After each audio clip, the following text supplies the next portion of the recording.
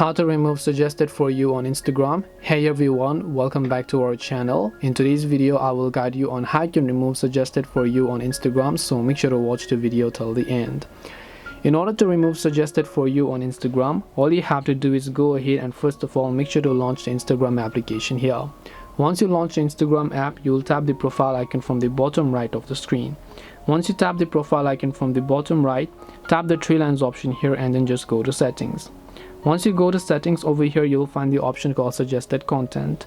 Make sure to tap on it, and all you have to do is just turn on this toggle that says snooze suggested post. So when you turn this thing on, you'll be able to turn off suggested post on Instagram.